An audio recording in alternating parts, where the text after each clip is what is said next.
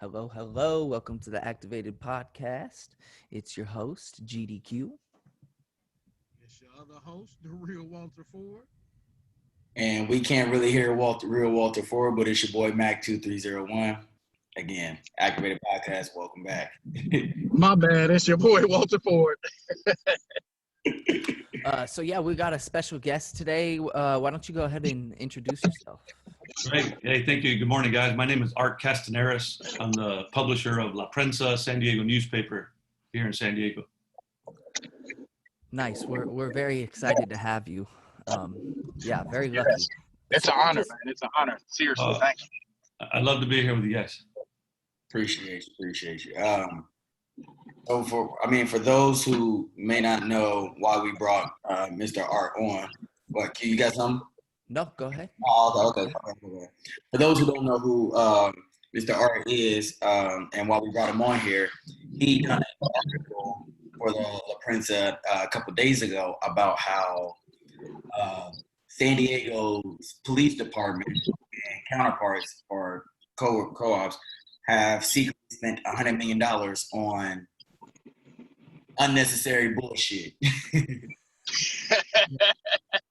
True. Let's just say they was spending money on toys and they didn't get approved by nobody. Yeah. So, but no, in all seriousness, he's going to break it down about how San Diego Police Department has secretly spent $100 million on riot gear and many other things, equipment and vehicles that used against peaceful protesters and things of that sort. So, again, I appreciate you for coming through and, obviously get ready to dive deep into this. Well, thank you, guys. I appreciate you guys inviting me. I've watched a few of your podcasts, and I know you've dealt with issues like this about what's been going on in our communities. And I know it's an important time, right? COVID is out there, and that's been the focus. And so we didn't want to take away focus from the important health stuff that's going on, but we wrote a story on Wednesday. The reason we broke it, we were going to run it in January. I've been working on this story since April.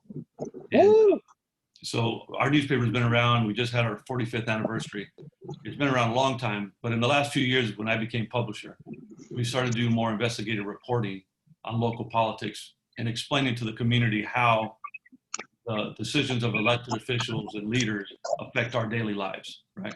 And whether it's in healthcare or transportation or other things, that we're all affected. Just because our community paper is targeted towards the Latino community, we're a subset of the entire community, right? When people get sick, Latinos and African Americans have taken the brunt of that, and we've seen how disproportionately our communities are affected.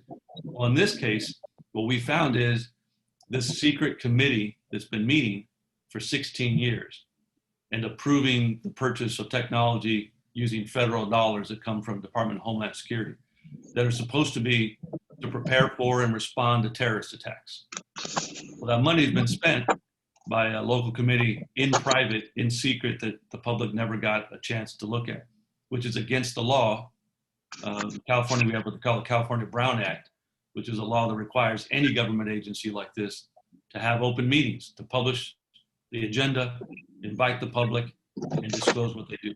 And this meeting has happened for 16 years with no public disclosure, totally in secret. And from the best estimate, because it's secret, we don't have all the documents, but based on documents that we were able to find, we think it's about $100 million, could be more than $100 million, has been spent in San Diego County for technology and equipment that's included some things that people don't even know the police have. Things that we have found that we see physically are armored personnel carriers. They're called Bearcats. And it's this tank-looking vehicle that's completely armored, and it carries a dozen, usually SWAT or riot police. They have purchased purchased riot gear, facial recognition technology, kinds of things that they don't go to public meetings and ask for, because then the public would come down, ACLU and community leaders would be all over this, right? Well, nobody knew. And the funny thing is, we found out by accident.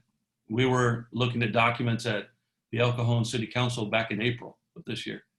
And we were looking for something having to do with a development project, had nothing to do with this kind of stuff. And we found an agenda item, and all it said was enter into an MOU, a memorandum of understanding, with the city of San Diego for federal funds. And I had some free time, and I asked for the backup material, and it turns out they were buying a $400,000 Bearcat, this armored personnel carrier. So we asked for, where's this coming from? Who did you apply for this money from? And they gave us this name of this committee I'd never heard of, UAWG. It's the Urban Area Working Group. And we had to do Public Records Act requests and chase down agendas in different cities.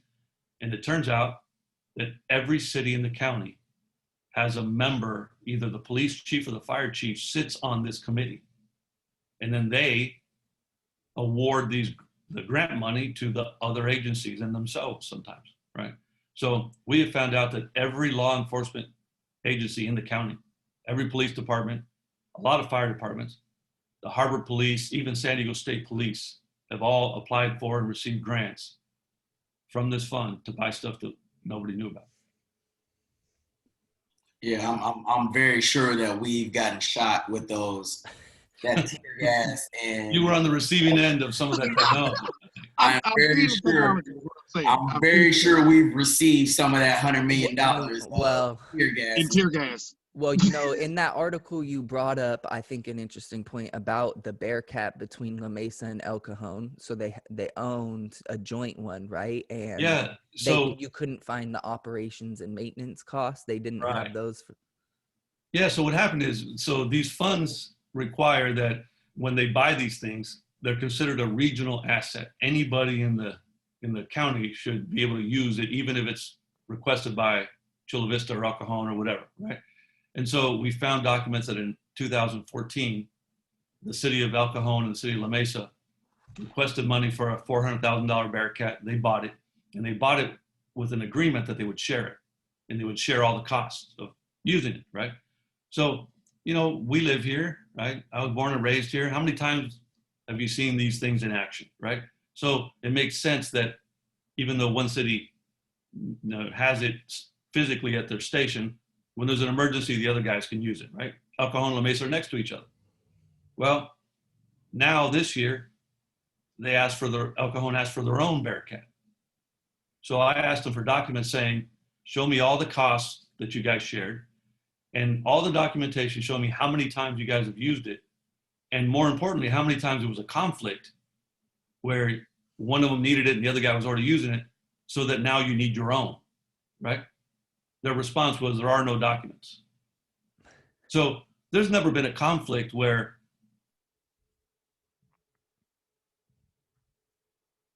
of buying their own.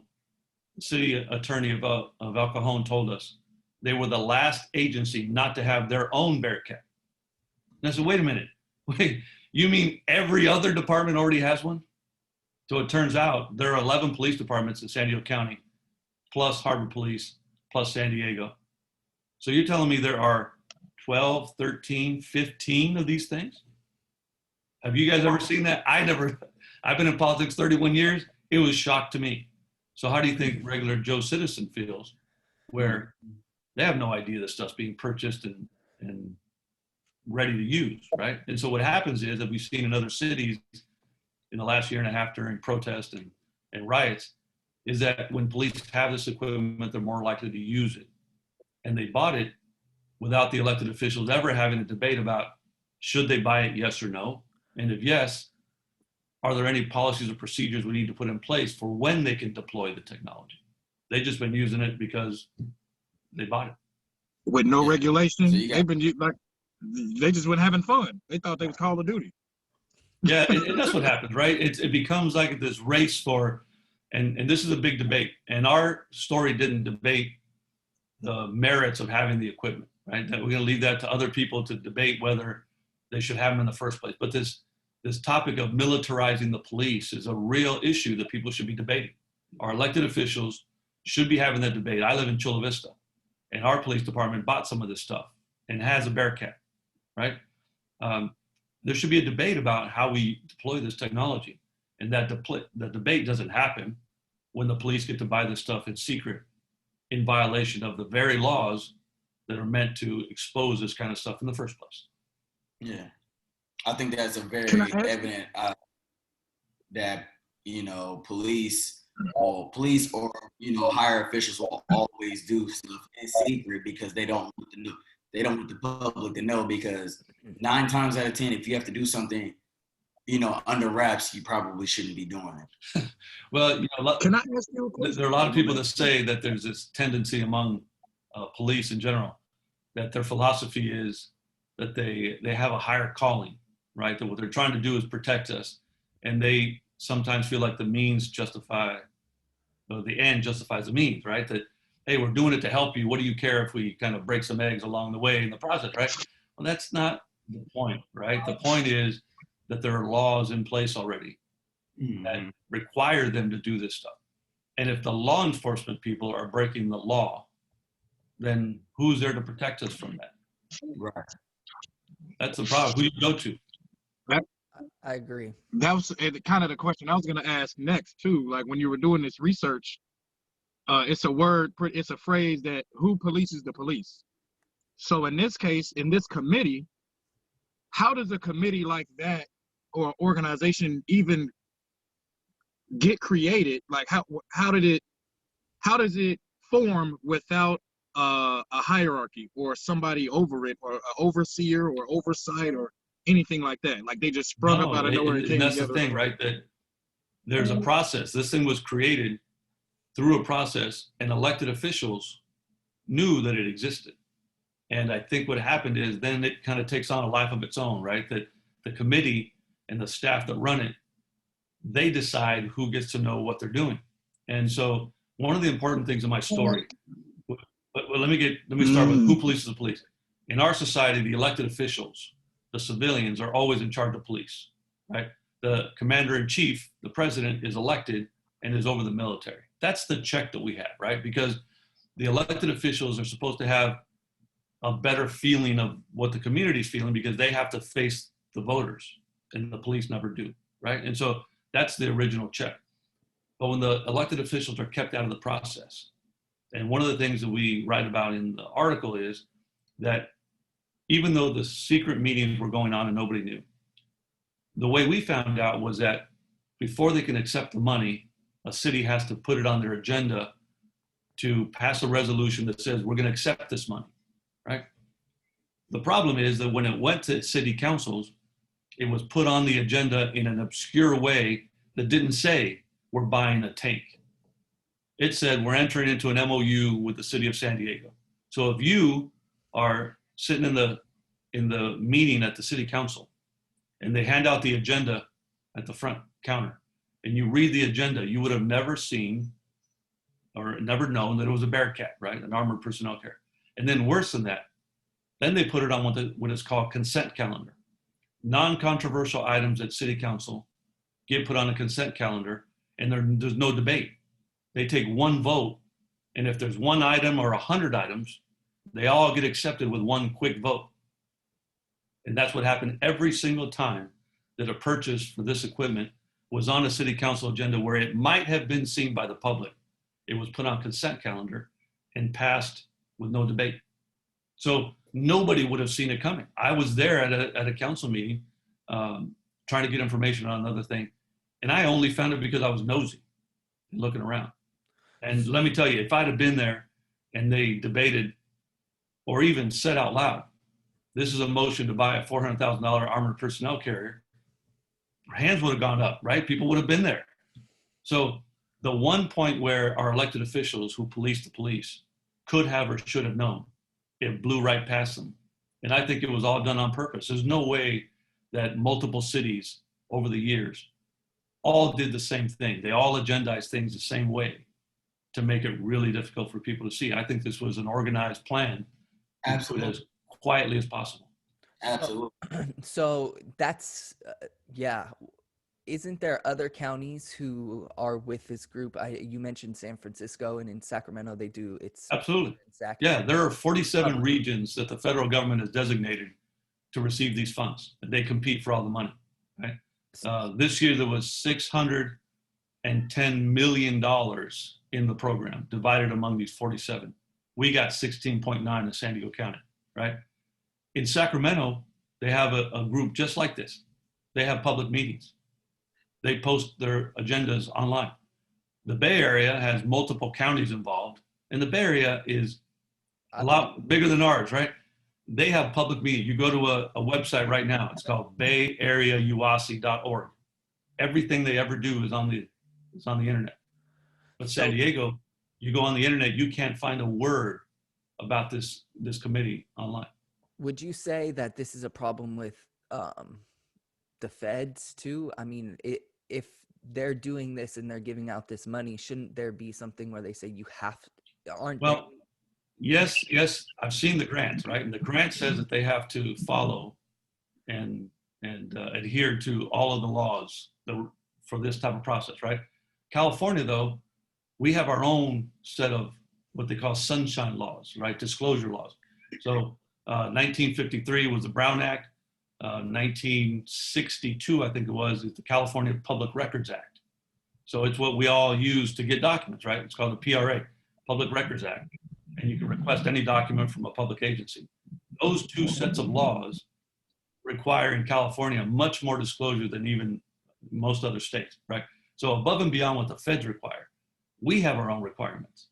And an agency like this is absolutely covered by both the Brown Act and the California Public Records Act. One of the really shocking things is that we found the charter for this UAWG committee, and it was formed in 2008 by official charter.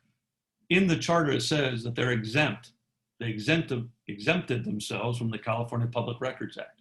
You can't do that. It's impossible for an agency to exempt itself from the very laws that were written to require them to follow. This doesn't make any sense. That's great. It's like the laws of physics don't apply to us, guys. Gravity doesn't apply to us. I mean, it's that absurd to say that. It's like you commit a crime and then you like go to court and you're like, not guilty. Yeah, right. So one of the interesting things is, so we were going to run this story in January. We put everything together, and I was worried that it was such a big story. We didn't run it during the election because there was just too much stuff going on, right?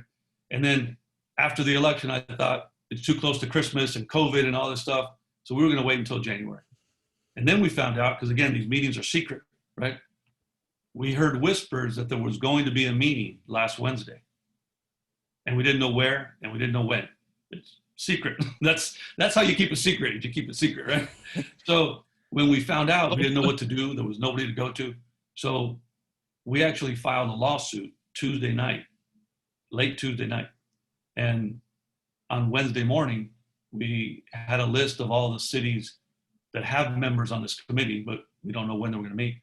And we sent an email to all the members saying, we just filed a lawsuit against your group, and we would caution you not to have another meeting. They ended up canceling their meeting Wednesday. Yeah, it's so if you're not doing anything wrong, why would you cancel the meeting? Right? Yeah. Our lawsuit didn't technically stop them, right? It hasn't even gotten assigned to a judge yet, but eventually we're going to get in front of a judge, and a judge is going to have to rule on whether or not this agency is required to disclose what they do, and if so, they won't be able to have these secret meetings anymore. But that hasn't happened yet. But immediately after we filed our lawsuit, they didn't hold their meeting. So it makes us feel more confident that what we're claiming is true, that it was being done in secret. And as soon as they found out, that we found out, that it all stopped. So I have two things. I'm sorry, Delaney and Walter. No, you good. I was just agreeing with what Art was saying. Yeah. That's all. So city councils either they either vote right on the consent calendar in previous cases, or it's under the city's budget threshold. So the police will just purchase it without even the city council knowing, right? No, those are two different things. That's a good point. So one of the other things that happened 2 weeks ago now is that a reporter in the San Diego Union Tribune filed an article that Chula Vista, the city where I live, 3 years ago purchased 4 license plate readers. They call them LPRs. It's a camera that they put on front of a police car. And as it drives around, it's taking an image of every license plate that it sees, not just the plate right in front of them, right? Automatically, it's just snapping pictures of every license plate, and it's recording the location, time, and everything of that plate, right? And it goes into a database. That database is a third-party company. 800 agencies around the country have access to that database, right? So all these cities everywhere are feeding in all this information of license plates. And when somebody wants to find my license plate, they type it in and it'll show them every time the plate was scanned by a police car, wherever I was, right? Well, here's the problem. When they bought that technology 3 years ago, it was $77,000, and the city has a $100,000 threshold for expenditures before it has to go to council. So this purchase wasn't using these funds that we're talking about. It was done internally by Chula Vista Police. They went to the city manager. City manager signed off on their purchase, and they started using the database. The politicians never got a chance to look at it, right? Now, the problem with that is that database is accessible by ICE when they're trying to do immigration arrests, right? And Chula Vista is one of the cities that doesn't help feds enforce immigration law. And that's their policy. Yet the police were scanning license plates and putting them into a database that ICE could use to go arrest people, right? Mm-hmm. So as soon as it got exposed, the police chief stopped sharing the information. So they're still taking pictures, but now only Chula Vista has access to the database. So if they're looking for a stolen vehicle or a murder suspect, right? Those are good uses for that database. I totally understand that. But when you're feeding information into a database that can be used to go arrest people for immigration issues, the politicians never got a chance to debate that.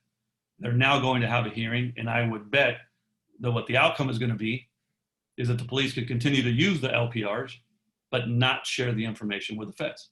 That would have happened 3 years ago had they not purchased the equipment under this quick process that circumvented the public discussion. Right. So that's a little example of what our story is about, right? That was $77,000. We're talking about $100 million were spent where the politicians never got a chance to put into place protections to protect us, right? This technology, the grant fund, is supposed to be for preparing and responding to terrorist attacks. For 16 years, I've been buying equipment. And how many terrorist attacks have we had in San Diego? 0. Who has the technology been used on for 16 years? All of us. Mm. And so the issue is we're being terrorized by the technology that's supposed to stop terrorists. Mm. So somebody has to look into this. There has to be a public discussion about whether or not they should buy the equipment in the first place and how they should deploy it if they do have it. I think we all can agree that there's so many other things we could spend $100 million on for the city. That'd be better for the city than. Well, you know, the problem though, and I've seen a lot of comments. Let me tell you, this story has had the most traffic of any story my paper has ever published. All right. We've had traffic from 30 seconds after we posted the story. It's been unbelievable. And we've gotten thousands of comments. Some of the people are saying that should have been used for homeless or something else. The problem is those funds are very specific. They come from the feds. Mm-hmm. They can only be used for things directly involving terrorism. So they couldn't have been deployed for something else. But the point is, even within that parameter of terrorism, the problem is that the funds don't say that you can buy this equipment and train on it and be ready to go. But it doesn't say that you can only deploy it during a terrorist attack.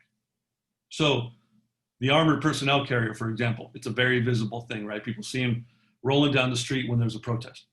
Maybe the politicians, if they had a chance to weigh in when they bought this, maybe they would have said, you can buy it, you can train on it, you can have it fueled up, ready to go, but you can only use it during an act of terrorism. Right. That might have been a better outcome, right? We don't know because we never had the debate. We were deprived of that, of the debate to have that in the first place, and then maybe people wouldn't be mad. But when you do things in secret, it looks like you're hiding something and you're hiding it for a reason. And what it looks like is they believe that it's easier to ask for forgiveness than for permission.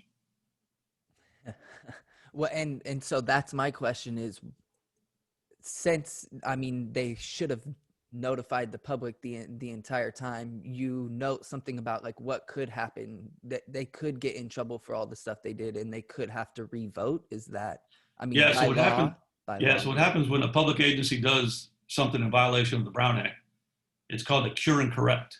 You cure it and correct it by actually having a vote, a public vote, right? That would mean they're going to have to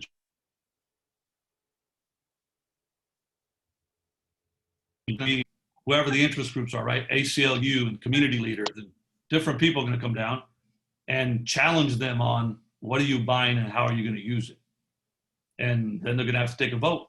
Maybe they have the votes to do it again. Maybe they don't. What was important about this meeting that was canceled the other day, this was the one meeting a year where they actually approve the purchases. They work all year long, right? All the agencies submit requests. They're vetted. They're scored. They have a preferred list, right? But this meeting was the Christmas meeting. This is when the toys were going to be approved, right before Christmas, right? So the important thing about this meeting, this wasn't just a regular meeting of the group. This would have been the vote to approve expending the money. Right. So the fact that they didn't hold it means that this year's money isn't yet allocated. They're going to have a public meeting to do what they were going to do the other day. And that's why we filed the lawsuit, because had we let it go, knowing everything that we know, they could be signing contracts right now and maybe expending the money. And then by the time the court rules and tells them they have to have a public meeting, they'd say, well, the money's already gone. We already spent it. So that's why we acted when we did Tuesday night to encourage them not to hold the meeting. We didn't prevent the meeting, to encourage them not to have the meeting on Wednesday, to protect the public from further harm from the secret meeting. Well, the public better appreciate that, because Seriously, I mean that's a lot of man. $16.9 million worth of money being thrown around throughout the county to different. Yeah, that's just this year. That's exactly how much they got last year too, 16.9. So when you talk about 32 in the last 2 years, there's been all this money. It's $100 million over 16 years. So it's ramped up more and more over the years. But it's about, the last couple of years, been about $15 million. And that buys a lot of goodies. It buys a lot of things that we don't know about. And again, we're not advocating defund the police or stop spending. That wasn't what our story was about. There are a lot of other people in town that should weigh in on that debate. Our issue was transparency and accountability. You can't hold people accountable when you don't know what they're doing. Right. And so, Exactly. and one last thing for clarification: the money goes to, UAWG is under the San Diego Department of Homeland Security, who is under the San Diego Police Department, correct? Yeah, well, actually, it's the administration of those funds is in an office that's inside of the police department, but the funds come from the feds.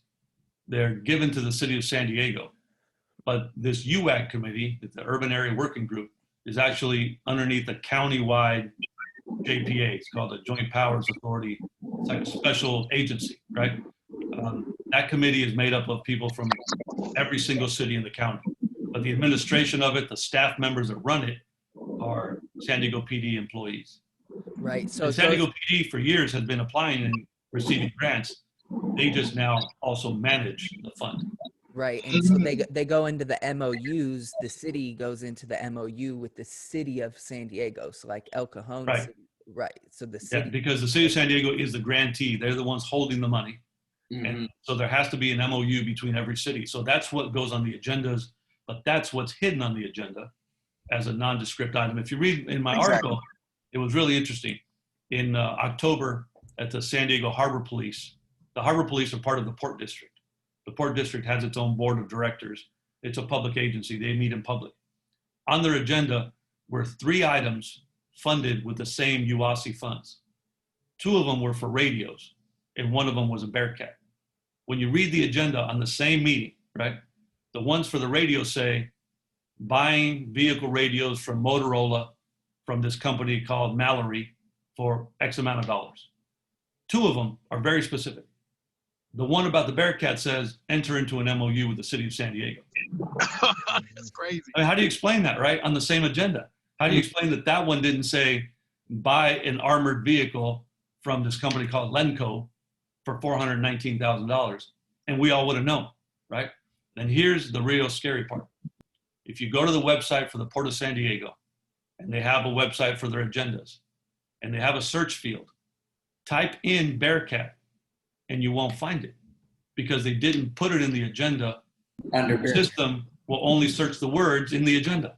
They put it onto a PDF attachment that isn't searchable. So you would have never known. Even if you were trying to do homework, you would have never known. That's what's really bad about this process. Yeah. It really looks like they took extra steps to hide it from the public as much as possible.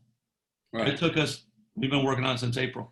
It's taken us months and months of researching documents and looking at attachments and reading a bunch of documents, literally hundreds and hundreds of pages to find all this stuff. Yeah, I call it a rogue agency. You might not call it That's that. what people have said. Yeah. It's a rogue secret thing. It's a secret group. It's when people, I mean, you always hear people say the deep state or whatever, but I mean, it happens. It's city, local level stuff where, I mean, there's coordinations between these groups. We know because La Mesa, there was every single law enforcement agency on August 1st when we returned to La Mesa for a protest. I saw at least 9 different law enforcement agencies from around the county in some kind of sick training exercise. So there's a lot of coordination that goes through the police departments and the law enforcement agencies. And and that happens because we're a large region and our cities blend together. And so if there's a big fire, if there's a big emergency, an earthquake, they're going to have to interact. When I used to work for the California legislature back from 1989 to 2002. And during that time, we helped to fund the new system that they have for the new radios, where every officer carrying a radio has enough frequencies that they can tune in everybody else, right? So they're interoperable is what they call them. That didn't exist before. So we did it because there was an accident one time where there was a highway patrol officer on one side of the freeway and a local police officer on the other side of the freeway, and they couldn't talk to each other, right? And so, because the radios before were, each agency had their own system, and they literally couldn't talk to each other. They would have to they had to call someone else that was on a mutual channel. It was a really strange deal. So there is a lot of coordination. That's important, right? If there's a natural disaster. What's happening though is that they're coordinating to buy this kind of militarized equipment. And that's a real problem. It's a real problem for a lot of people, but we just wanted to expose the story. We're going to continue to dig. We have a couple more pieces that we're going to.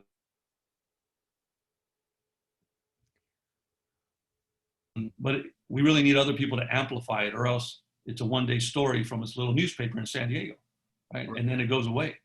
And if nothing changes, we're going to be right here, next year, having the same discussion. So I appreciate you guys looking at this. I appreciate whatever you guys can do to amplify it. And when you say who polices police, at the end of the day, it's the elected officials. We need to hold them accountable. If they don't fix the problem, the next election cycle, people have a choice. You can't unelect the police department. We can unelect the mayor and unelect the council members. Yeah, I like how you say it's not on the people, because unfortunately it is the elected officials who it's their responsibility. That's why they're elected. Walter and Delaney, do you guys have anything? I do.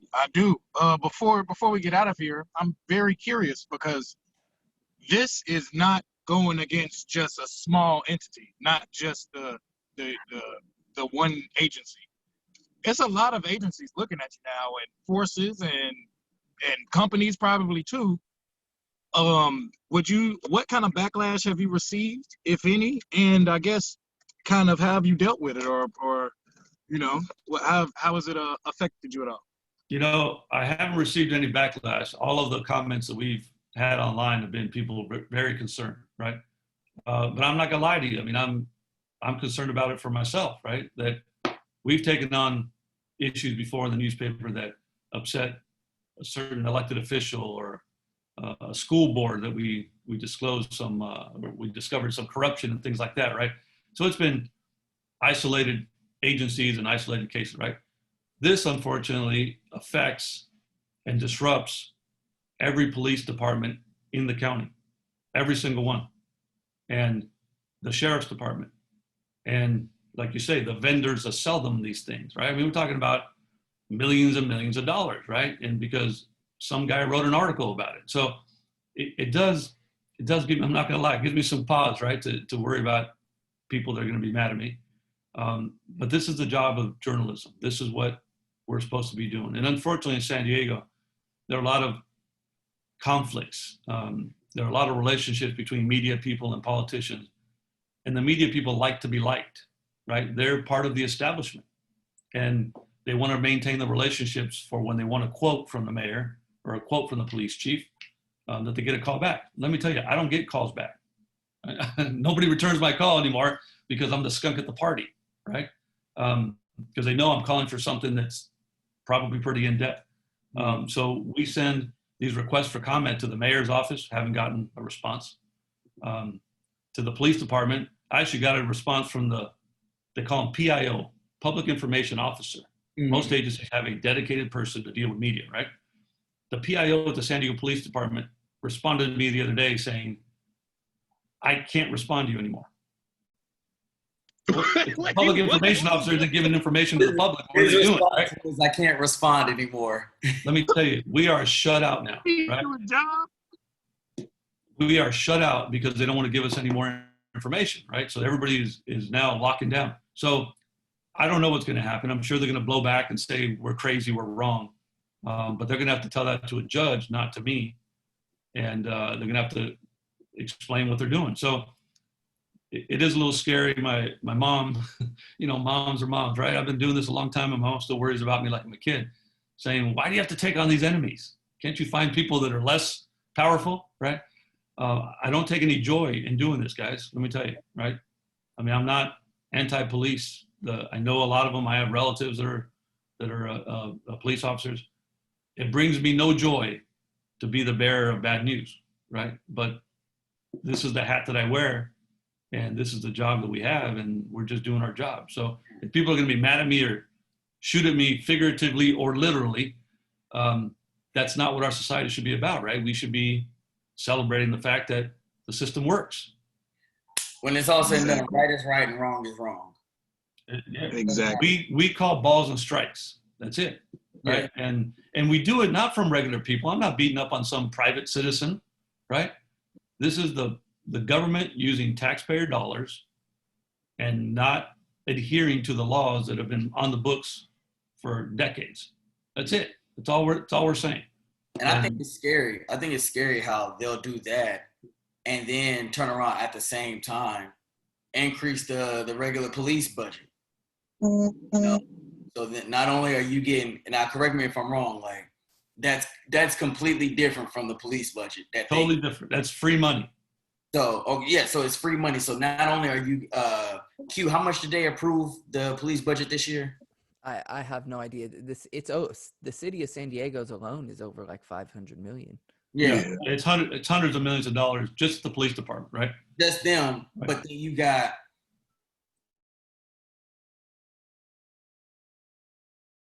their partners getting an extra 15, 16 million just for toys. When, like I said, the police department already approved their police budget to include more military and riot gear. So it's just like, it really. The scary thing is, you're right? There are billions of dollars a year in San Diego County spent on police.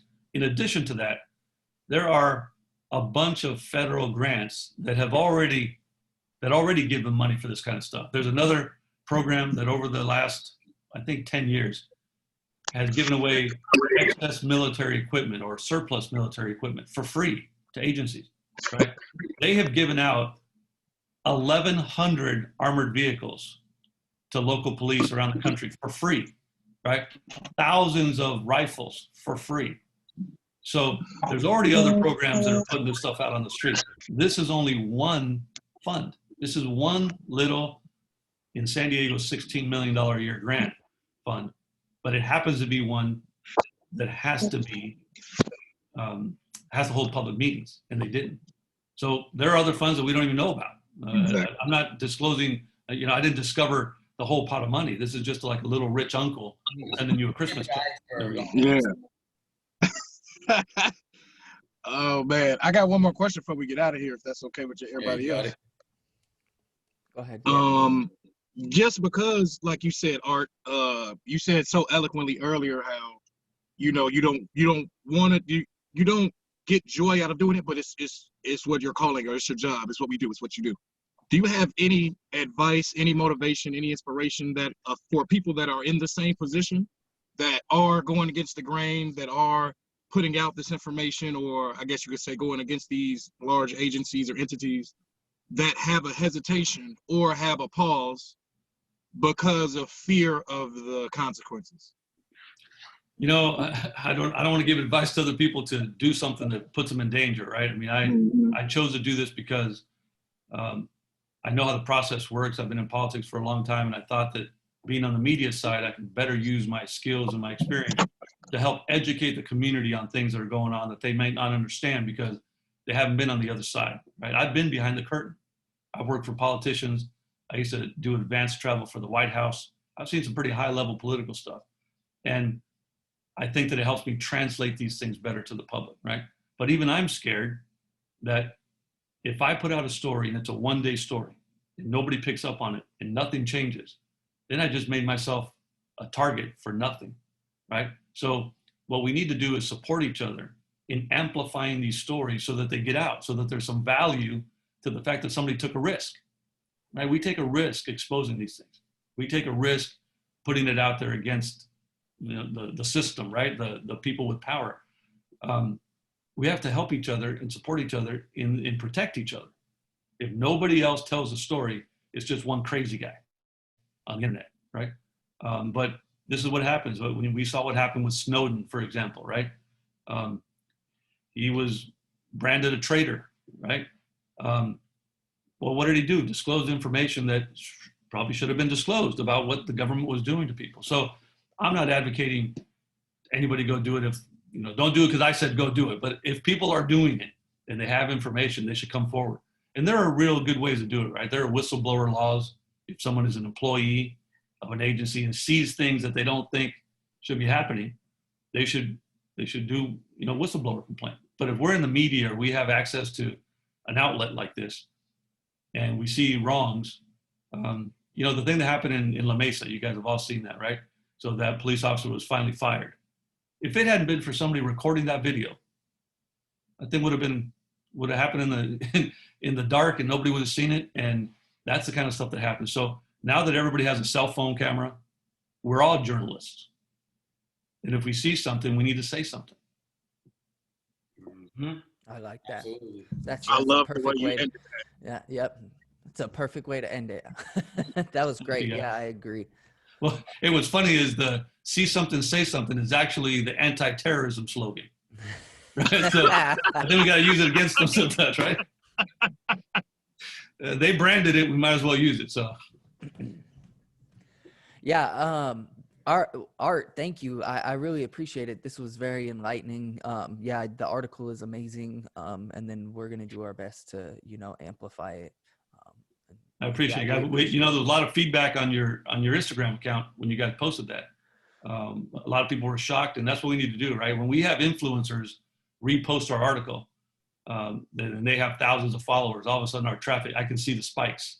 Every time somebody with a lot of followers reposts it, we get a lot more traffic. So that's what we need to do. We need to kick it around.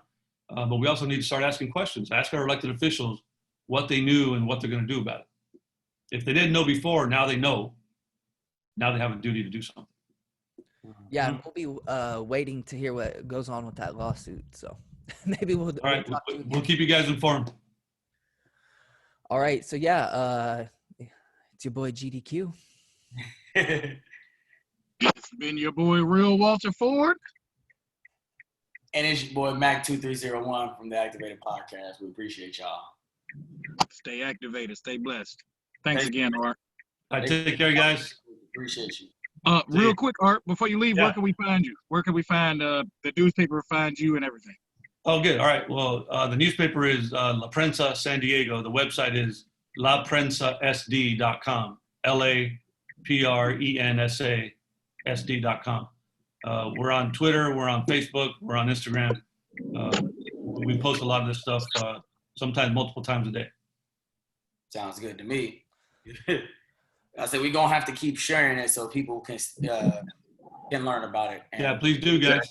Hey, keep up the good work, guys. Thanks, Art. Appreciate it. Thanks again. Take care.